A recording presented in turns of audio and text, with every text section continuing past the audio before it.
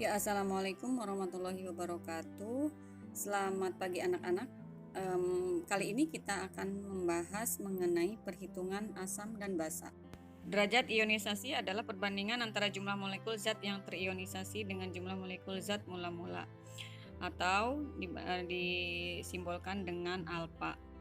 Ya, tetapan kesetimbangan ionisasi asam lemah misalnya Ha terurai menjadi H+ plus A-. Nah, tetapan kesetimbangannya Ka-nya sama dengan sebelah kanan dibagi dengan kiri.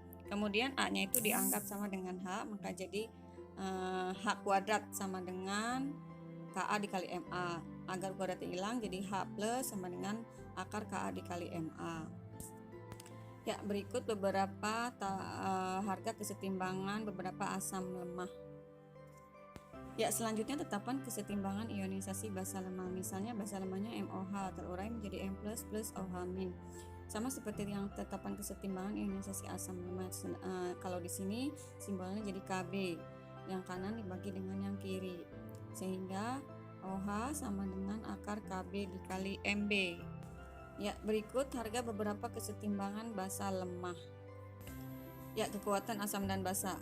Asam kuat dan basa kuat terionisasi sempurna, sedangkan asam lemah dan basa lemah terionisasi sebagian. Makin besar harga Ka atau Kb, makin kuat sifat asam atau sifat basanya. Sebaliknya, makin kecil harga Ka atau Kb, makin lemah sifat asam atau sifat basanya. Makin besar harga derajat ionisasi atau alfa, makin kuat sifat asam atau basanya. Jadi kalau bisa dicirikan untuk Ka itu biasanya untuk yang asam lemah, untuk Kb itu untuk yang basa lemah.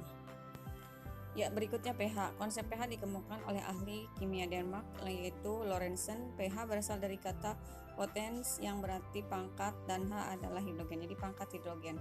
Dirumuskan dengan pH sama dengan min log H+.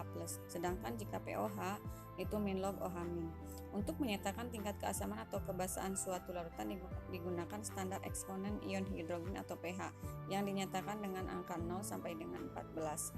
Pada konsentrasi yang sama, pH larutan asam kuat lebih kecil daripada pH larutan asam lemah, sedangkan pH larutan basa kuat lebih besar daripada pH larutan basa lemah.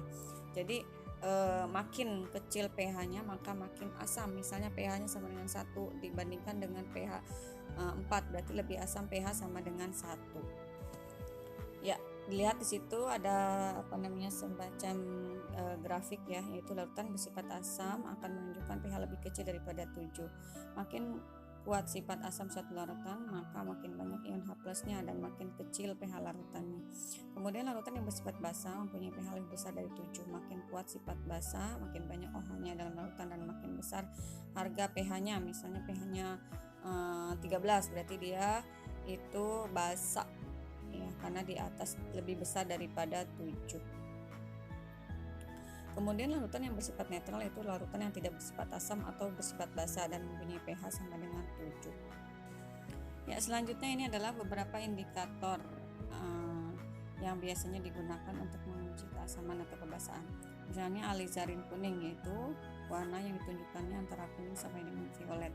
Kemudian PP atau phenolphthalein, yaitu tidak berwarna sampai menjadi warna merah.